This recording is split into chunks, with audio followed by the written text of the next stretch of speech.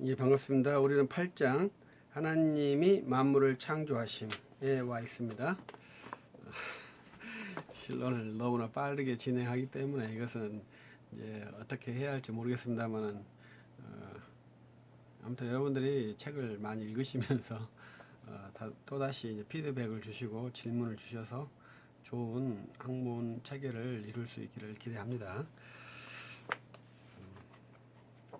자, 먼저 이제 앞에 글을 한번 읽어봅시다. 성경과 그리스도교는 하나님의 창조로 시작하고 완성으로 마칩니다. 창조의 완성으로 마칩니다.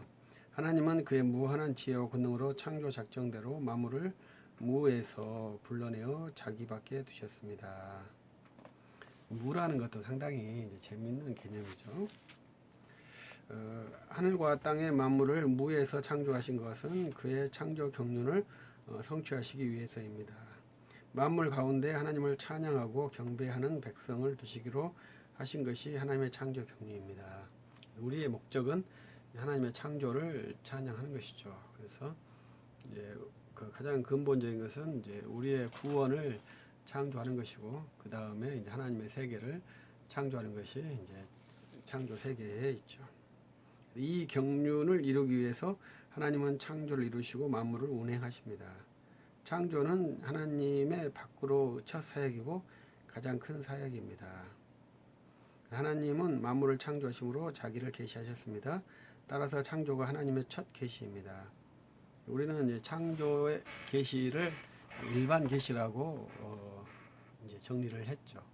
그래서 우리가 일반 계시 영역에서 하나님을 알 수 없는 것은 우리가 죄인이기 때문에 하나님을 알 수 없어요. 그래서 이 죄사함의 구도인 특별 계시를 통해서 우리가 죄사함의 은혜를 알고 이제 그 죄사함 받은 백성이 이제 창조 세계에서 다시 하나님의 영광을 나타내는 일을 해야 하는 것이죠. 그래서 하나님 온 세계를 창조하심으로 자신이 무한하고 전능한 신적 존재이심을 드러내셨다. 상당히 의미 있는 것이죠. 왜냐하면 우리는 유한한 세계를 보고 있는데 이 유한한 피조물을 보면서 무한한 하나님을 파악할 수 있느냐, 이게 상당히 중요한 관건이죠. 우리가 사람이 이성의 한계, 영역 밖에 있는 것을 판단하고 추정하는 것이 불가능하죠. 그런데 우리는 이제 그것을 하겠다, 할 수 있다, 그것이 그렇다, 이렇게 믿는 것인데, 그것은 이제 거꾸로 생각하는 것이죠. 창조주를 믿지 않는 사람은 양심적으로 인간 이성 한계 밖에 있는 것을 모른다, 이렇게 말을 해야 되죠. 그러나 창조주 신앙이 있는 사람은 이성 한계 밖에 하나님의 무한한 지혜와 권능이 있다, 이렇게 말할 수 있는 것이죠. 그래서 이성의 한계라는 것은 분명한 것이죠. 그러나 우리는 그 이성의 한계 범주 안에 있는 것이 아니라 범주 밖에 있는, 이성 한계 밖에 있는 창조주 하나님을 믿을 수 있는 것이 은혜이죠. 그래서 우리는 신학할 때 이성으로 신학하는 것이 아니라 믿음으로, 계시로 신학을 한다, 이렇게 말할 수 있습니다. 이제 서철원 교수님이 아주 재밌는 신학 내용이 나오는데, 그것은 271쪽에 단번에 완결된 창조라는 것입니다. 이게 굉장히 특징적인 내용이죠.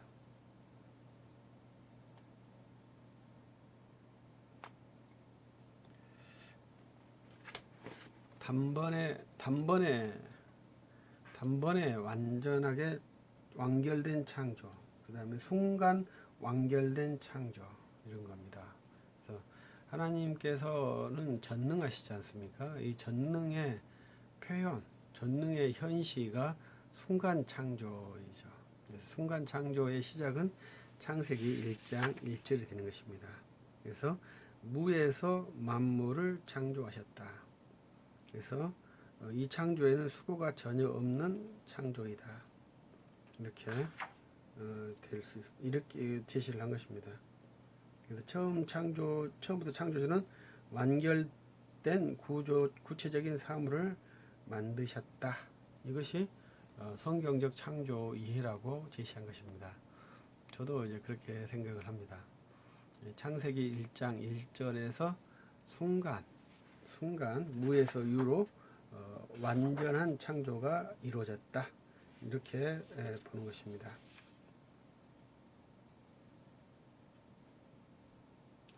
그 다음에 이제 플라톤의 창조론, 아우구스틴의 창조론은 이제 두 단계 창조론이라고 하는 건데, 이제 그래서 어거스틴의 창조론에 약간 문제점을 제시하고 있고, 다시 한번 반복을 해서 단번에 완전한 창조론을 제시를 하고 있습니다. 그 봐봅시다.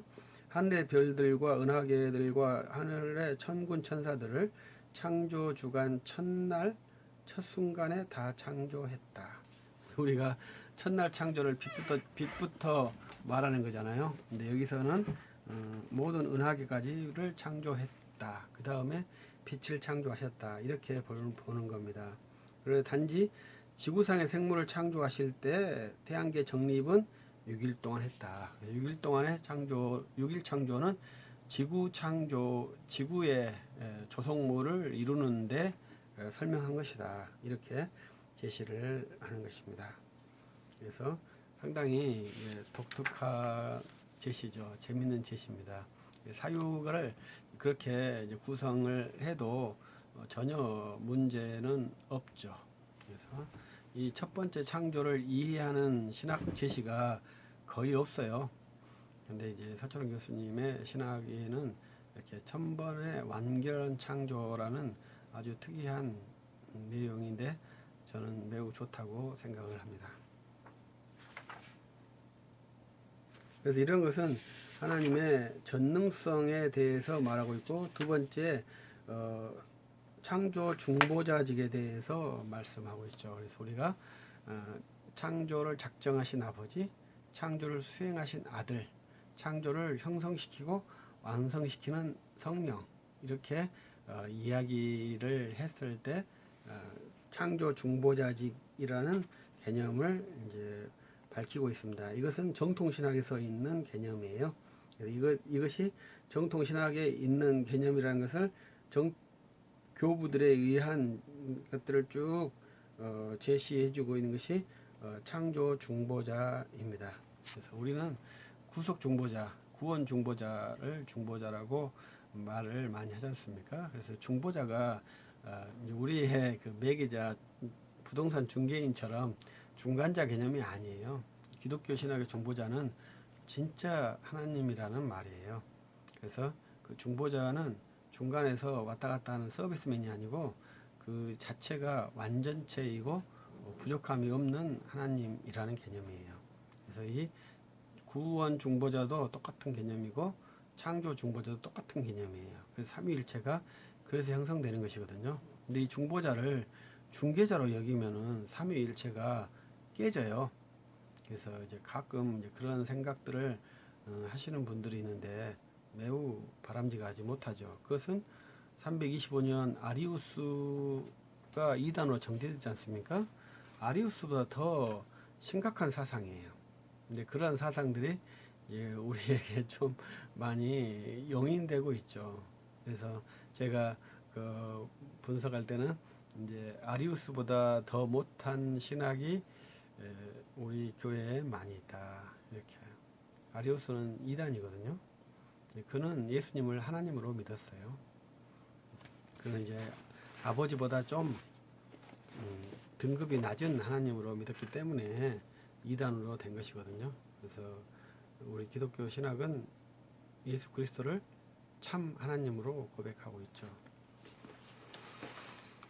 그래서 그 참 하나님이라는 것은 창조에서도 진짜 창조주이시고, 구원주에서는 당연히 우리 구주시니까 그렇지만 창조주에서는 잘 나타나지 않지 않습니까? 그러나 이제 서철원 교수님 신학에서는 그것이 아주 명료하게 나타나고 있는 것이 특징이죠.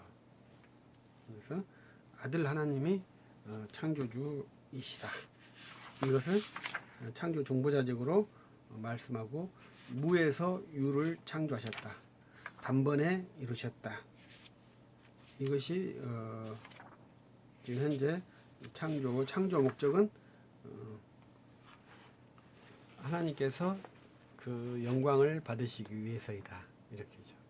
그러니까 그것을 누가 영광을 돌리겠어요? 이성적 피조물들만 하나님께 영광을 돌리죠. 본성대로 사는 사람, 본성대로 사는 짐승들은 그 작정 안에서 그냥 본성대로 사는 것이죠. 그렇기 때문에 영광을 돌릴 수는 없죠. 그러나 우리 이성적인 피조물들, 천사와 사람은 하나님께 합리적, 인격적으로 하나님께 영광을 돌리죠. 그럼에도 천사보다 우리 사람이 좀 더 우월한 것은 천사는 십자가의 신비를 경험하지, 신비가 적용되지 않는 사람들이죠. 구속의 은혜가 천사들에게는 없죠. 우리는 구속의 은혜를 받은 자녀들이죠. 천사들은 종들이고요. 그렇기 때문에 또 천사와 사람이 좀 다르죠. 그래서 우리들의 찬양이 훨씬 천사들보다 더 멋있다고 봐야 되죠. 왜냐하면 우리는 성육신의 신비, 십자가의 그 죄사함의 은혜의 그 부요하심, 이런 것들을 고백하고 찬송하는 것이죠. 그러면 천사들은 그 신비가 어떻게 신비한가 이렇게 수종 들으면서 함께 하는 것이 이제 기본적인 도식이라고 볼 수 있겠죠. 그래서 우리가 창조에서 하나님께서 영광을 받으시기 위한 것인데, 그 영광은, 찬양은 인간, 천사들만 하는 것이죠. 그런데 이 인간들이 하나님을 찬송하지 않으면 피조물들이 탄식한다 하잖아요. 왜냐하면 자기들이 본성대로 사는 것이 힘드니까. 그래서 사람의 죄가 모든 사람과 또 모든 피조물에게 위해가 되는 그러한 아주 막중한 것이죠. 그래서 우리들이 힘써 의롭고 선하게 행동해야 할 것은 나 자신의 생존뿐만 아니라 이웃과 모든 피조 세계의 안정성에 도움이 되기 때문이죠.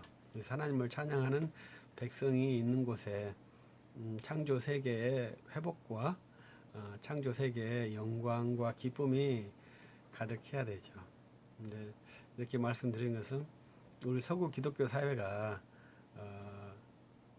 이 세계를 지배할 때가 있었지 않습니까?